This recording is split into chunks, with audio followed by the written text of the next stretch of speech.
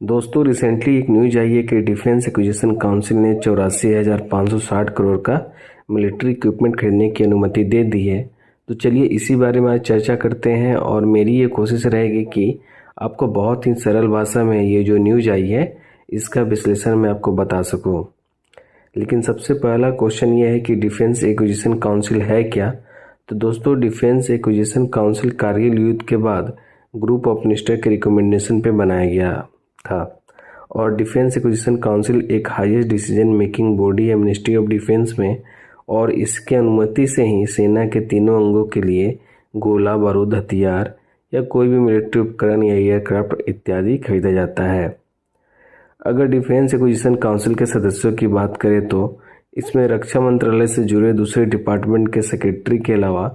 तीनों सेनाओं के प्रमुख और चीफ ऑफ डिफेंस स्टाफ हैं,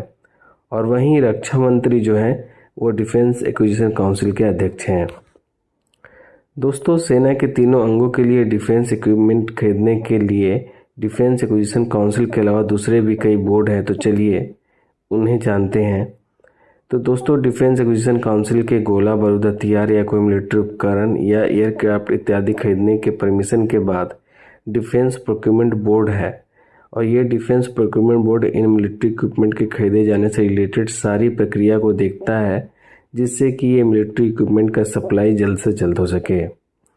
इसके अलावा जिन मिलिट्री इक्विपमेंट का प्रोडक्शन भारत में ही होता है उनकी निगरानी डिफेंस प्रोडक्शन बोर्ड करता है, और डिफेंस से जुड़े जितने रिसर्च होते हैं वो defence research and development board के अंतर्गत आते हैं। अब चलिए जानते हैं कि डिफेंस एक्विजिशन काउंसिल ने रिसेंटली किन किन मिलिट्री इक्विपमेंट के खरीदने की परमिशन दे दी है। तो सबसे पहले न्यू जनरेशन की एंटी टैंक माइंस। ये एंटी टैंक माइंस जो आमतौर पर नॉर्मल एंटी टैंक माइंस होते हैं उनसे ज़्यादा ताकतवर एंटी टैंक माइंस है, और इसकी सबसे खास बात यह है कि इसके अंदर सेस्मिक सेंसर लगा हुआ होता है जो कि इसके नज़दीक अगर कोई भारी व्हीकल्स या टैंक चली आए तो उसका ये पता लगा लेता है और खुद ब खुद एक्टिवेट हो जाता है। और कोई न्यू जनरेशन की एंटी टैंक माइंस ऐसी होती हैं जो टैंक के लोकेशन का भी पता लगा लेती हैं और उन पे जाके फट जाती हैं। यही नहीं, ये एंटी टैंक माइंस को रिमोट के जरिए डीएक्टिवेट भी किया जा सकता है। इसके अलावा ये नॉन फेरस मटेरियल की बनी होती है जिससे कि इनकी चुंबकीय शक्ति कम होती है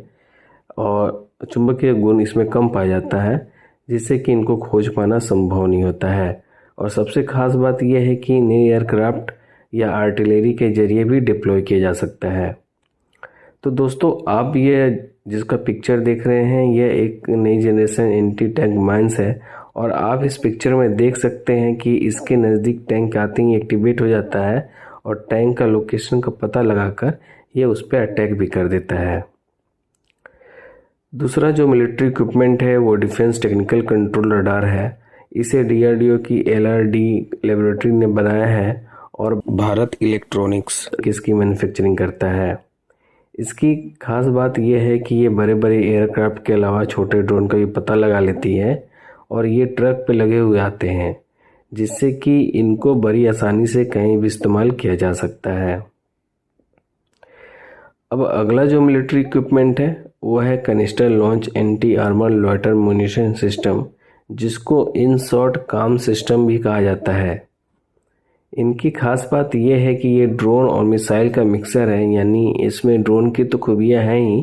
साथ में मिसाइल की भी खूबियां हैं। और ये कनिस्टर से लॉन्च होने के बाद हवा में ही घूमता रहता है, और जब इसे टारगेट मिल जाता है तो ये उस पर अटैक कर देता है। इसका सबसे अच्छा उपयोग लद्दाख के क्षेत्र में किया जा सकता है, जहाँ पर जब युद्ध के समय पहाड़ों की ऊंचाई के कारण ये पता नहीं चलता कि ये स्ट्राइक कहाँ से किया जा रहा है, तब ये हवा में ऊंचाई में जाकर ये पता करता है कि स्ट्राइक कहाँ से किया जा रहा है, फिर उसे टारगेट पर मिसाइल की तरह अटैक कर देता है। यही नहीं, जब यह हवा में ऊंचाई में जाकर मंडराता रहता है और जब इसे टारगेट नहीं मिलता है तो इसको वापस भी बुला लिया जाता है। इसका सबसे पहला उपयोग अर्मीनिया और अजरबैजान के युद्ध में हुआ था, जिसमें अजरबैजान की सेना ने इसका उपयोग करके अर्मीनिया के टैंक और आर्टिलरी को नष्ट कर दिया था। अगला फ्लाइट रिफ्यूलिंग एयरक्राफ्ट है, जिससे जो फाइटर एयरक्राफ्ट हैं उनको ईंधन कम हो जाने के बाद ये फ्लाइट रिफ्यूलिंग एयरक्राफ्ट उनको आसमान में ही ईंधन सप्लाई करता है और ये फाइटर प्लेन आसमान में ही फ्लाइट रिफ्यूलिंग एयरक्राफ्ट से ईंधन अपने टैंकों में भरते हैं, जिससे कि इन फाइटर प्लेन की कैपेसिटी बढ़ जाती है और ये दुश्मन पर तुरंत और दूर तक कार्रवाई कर सकते हैं। वर्तमान में भारत के पास 6 फ्लाइट रिफ्यूलर एयरक्राफ्ट हैं जो कि रशियन मेड हैं और ये फ्लाइट रिफ्यूलर एयरक्राफ्ट पुराने हो गए हैं और जो नई जनरेशन के फाइटर प्लेन के साथ ये कॉम्पैटिबल नहीं है, इसलिए वायुसेना को 6 नए फ्लाइट रिफ्यूलर एयरक्राफ्ट की ज़रूरत पड़ी है और सरकार अभी इस डील के लिए यूरोप और अमेरिका की तरफ देख रही है। इसके अलावा डिफेंस एक्विजिशन काउंसिल ने हैवी वेट टॉर्पेडो सोनार डिवाइस के अलावा नौसेना और कोस्ट गार्ड के पेट्रोलिंग के लिए मीडियम रेंज मैरीटाइम एयरक्राफ्ट की मंजूरी दी है, जो कि ऐसा अनुमान लगाया जा रहा है कि ये C-295 एयरक्राफ्ट का मैरीटाइम वर्जन है। दोस्तों, जो हैवी वेट टॉर्पेडो है वो कैवेलरी क्लास की सबमरीन की कैपेबिलिटी को बढ़ा देती है और वहीं जो सोनार है सिस्टम है वो अंडर वाटर दुश्मन देश के सबमरीन को डिटेक्ट कर लेती है। दोस्तों, इसी के साथ ये वीडियो मैं समाप्त करता हूँ और आशा करता हूँ कि आपको ये वीडियो अच्छी लगी हो और मेरी ये हमेशा कोशिश रहती है कि आप लोगों को इस तरह से सरल भाषा में समझाऊँ कि आपकी जो कॉन्सेप्ट है वो क्लियर हो जाए। और अगर ये वीडियो आपको अच्छी लगी हो तो अपने दोस्तों के साथ इसे शेयर करें, लाइक करें और चैनल को सब्सक्राइब करें। धन्यवाद।